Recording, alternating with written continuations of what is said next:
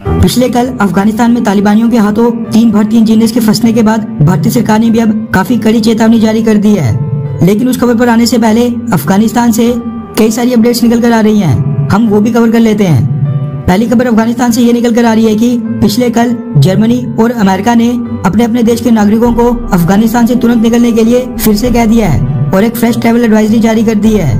कुछ रिपोर्ट्स ये भी निकल कर आ रही हैं कि अमेरिका अपने कॉन्सुलेट्स और एम्बेसीज के स्टाफ और वहाँ पर जितना भी साझा सामान है उसको एयरलिफ्ट करने के लिए स्पेशल कमांडोज यानी स्पेशल ऑपरेशंस टीम के सोल्जर्स भेजने जा रही है। इससे पहले अमेरिका तालिबानियों से एश्योरेंस ले रहा था कि तालिबानी अमेरिका की एम्बेसी, कॉन्सुलेट्स और वहाँ पर जितना भी अमेरिकन स्टाफ है उसको कोई भी नुकसान नहीं पहुँचाएंगे। लेकिन शायद अब इस पर तालिबान की पॉलिटिकल लीडरशिप से कोई भी एश्योरेंस न मिलने पर अमेरिका ये बड़ा कदम उठाने जा रहा है।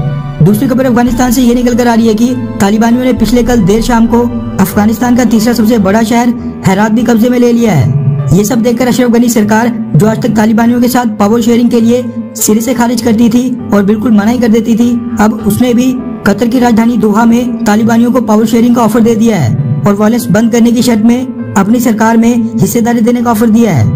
अफगानिस्तान गवर्नमेंट आज की डेट में चारों तरफ से घिर गई है क्योंकि पिछले 7 दिनों से तालिबानियों की स्पीड काफी ज्यादा बढ़ गई है। लगातार वो नई टेरिटरीज पर कब्जा कर रहे हैं। पुलिस हेडक्वार्टर्स में पड़ा सारा म्यूनिशन उन्होंने लूट लिया है। कांधार की जेल से कई हजारों तालिबानी आतंकवादी छुड़ा दिए गए हैं, जिसको देखते हुए अफगानिस्तान के प्रेसिडेंट अशरफ गनी के कई सारे भरोसेमंद ही उनका साथ छोड़कर भाग रहे हैं और तालिबानियों के आगे घुटने टेक रहे हैं। तीसरी बड़ी अपडेट अफगानिस्तान से ये निकल कर आ रही है कि आर्मर्ड व्हीकल्स जो अफगानिस्तान में अमेरिकन फोर्सेज यूज किया करती थी, उनके हजारों की संख्या में तालिबानियों के हाथ लगने के बाद अब अमेरिका के स्कैन ईगल ड्रोन्स भी तालिबानियों के हाथ लग गए हैं। वैसे तालिबानी इनको ऑपरेट कर सकते हैं या फिर नहीं, वो भी एक इशू है, लेकिन ये सारी एडवांस टेक्नोलॉजी तालिबानियों से पाकिस्तान और फिर वहाँ से चाइना के हाथ लगने वाली है। चौथी और मेन खबर की बात करें तो पिछले कल अफगानिस्तान में भारत की एम्बेसी ने एक ताज़ा सिक्योरिटी एडवाइजरी जारी करके सभी भारतीयों को एक बार फिर से चेतावनी दे दी है और कहा है कि जो भी पिछली एडवाइजरीज हैं उनको स्ट्रिक्टली फॉलो किया जाए।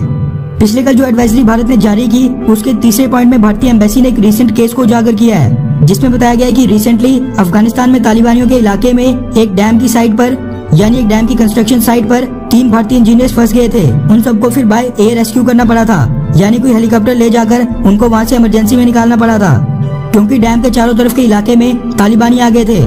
भारतीय एम्बेसी ने लिखा है कि इस तरह के इंसिडेंट शो करते हैं कि अफगानिस्तान में रह रहे भारतीय सिक्योरिटी और ट्रैवल एडवाइजरी को सीरियसली नहीं ले रहे हैं और अपनी जान जोखिम में डाल रहे हैं। इसके साथ 5वें पॉइंट में भारतीय एम्बेसी ने अफगानिस्तान में जा रहे सभी रिपोर्टर्स यानी जर्नलिस्ट को एक बार फिर से चेतावनी दे दी है। साथ में रिसेंटली वह दानिश सिद्दीकी का केस याद दिलाते हुए कहा है कि वो अफगानिस्तान में रिपोर्टिंग करने के लिए जाकर बहुत ही बड़ा रिस्क उठा रहे हैं। अफगानिस्तान में आकर वो अपनी पूरी तैयारी कर लें। खैर, अफगानिस्तान के हालात देखकर तो ऐसा लग रहा है कि अगले 1 महीने के अंदर अंदर ही अफगानिस्तान की राजधानी काबुल में तालिबानी बैठे होंगे।